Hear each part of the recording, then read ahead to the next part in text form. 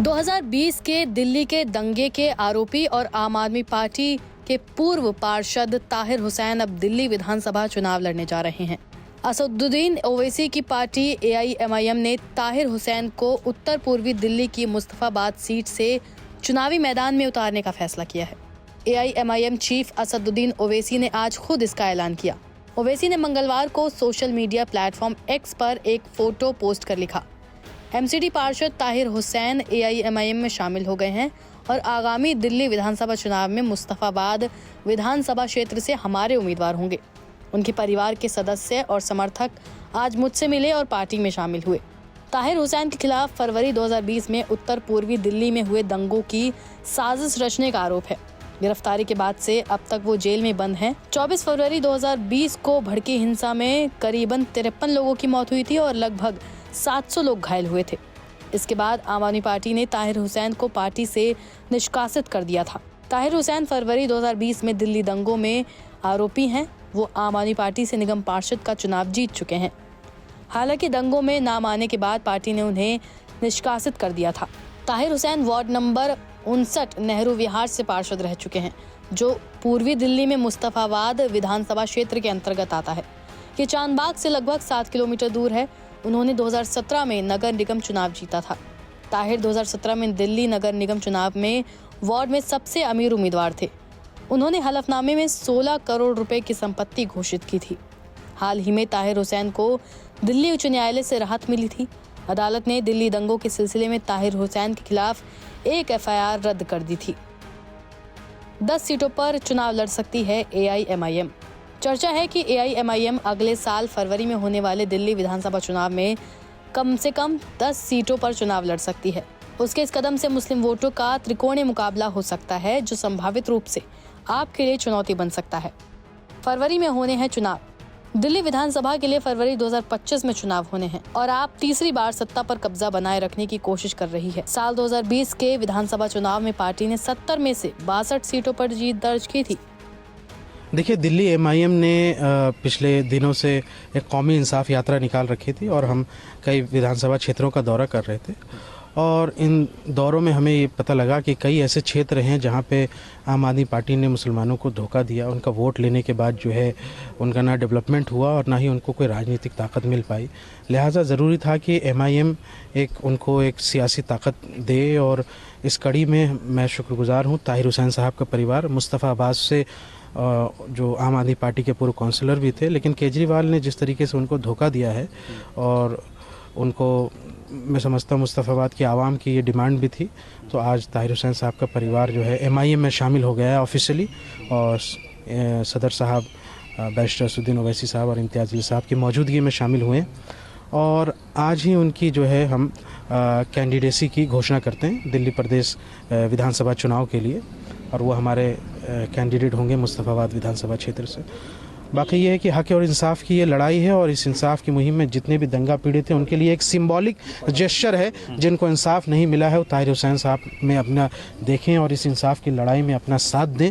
मुझे लगता है ये बहुत बड़ा सानिया था और इसी तरह पूरे दिल्ली प्रदेश के अंदर एक बहुत उमंग है, उत्साह है लोगों में MIM के आने से। और हम जो बैरिस्टर ओवैसी साहब ने हमेशा इस बात को कहा है कि हम लोगों को एक राजनीतिक ताकत देना चाहते हैं जो पिछड़े, गरीब, दलित, अल्पसंख्यक हैं उन सब के लिए, तो उसी मुहिम का एक हिस्सा है। और हम आगे भी दिल्ली की जो चुनाव की जो तैयारियां हैं और जितनी सीटों पर लड़ेंगे उसको लेकर आज शाम को प्रेस कॉन्फ्रेंस है 5 बजे हमारे शाहीन बाग पार्टी ऑफिस में, वहाँ इम्तियाज़ अली साहब खुद उसको संबोधित करेंगे।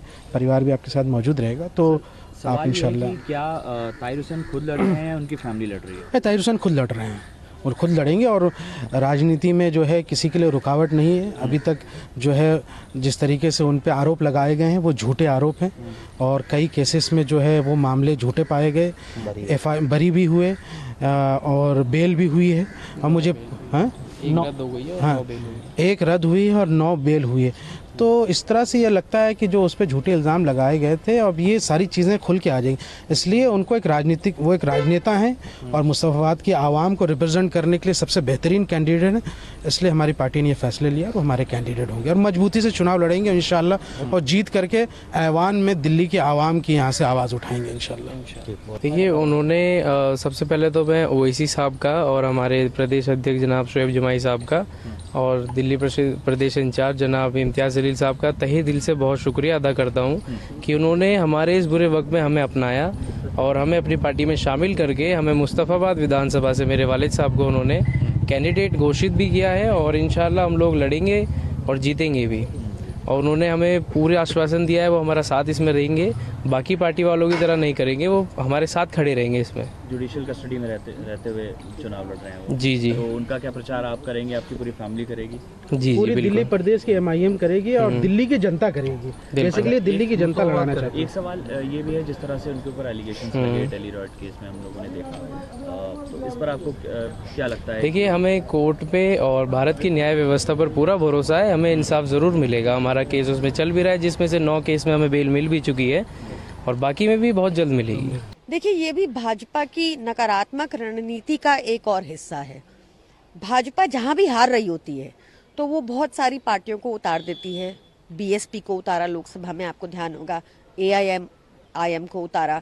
तो ये भाजपा की नकारात्मक राजनीति का एक और प्रमाण है और कुछ नहीं। वैसे लगातार कहते रहे कि बीजेपी से उनका कोई लेना देना नहीं है, कि उन्हें बीजेपी के साथ जोड़ता है। देखिए, आंकड़े उठा के देखेंगे तो आपको पता चलेगा कि जब भी एआईएम मैदान में उतरी है तो उसका फायदा भाजपा को ही पहुंचता है। उन्होंने वोट काटने की राजनीति ही की है हर बार। देखिए, 2020 में 2020 में दिल्ली दंगे हुए थे, बहुत लोगों की जानें गई थी और इस दंगों के पीछे जिसकी कॉन्स्पिरेसी थी, जिसने षड्यंत्र रचा था, ताहिर हुसैन, हम सबको याद है किस प्रकार से पत्थरबाजी की थी, किस प्रकार से लोगों को मारने की साजिश रची गई थी। और आज जो सलाखों के पीछे भी है, जिसके खिलाफ केस चल रही है, वैसे ताहिर हुसैन को AIMIM असदुद्दीन ओवैसी की पार्टी ने टिकट दी है दिल्ली के चुनावों के लिए।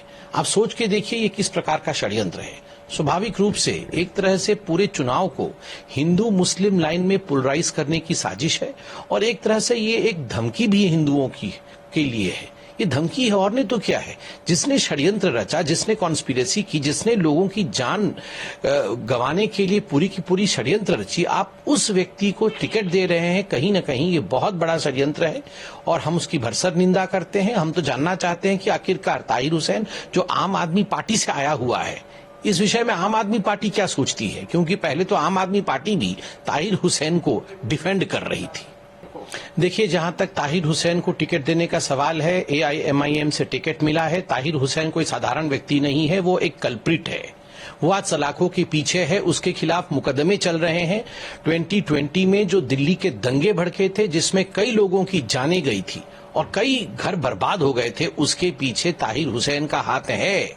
स्वाभाविक है, अगर ऐसे व्यक्ति को आप मेन स्ट्रीम पॉलिटिकल पार्टी के विधानसभा का चुनाव देते हैं तो कहीं न कहीं इस पूरे चुनाव को पोलराइज करने की साजिश है।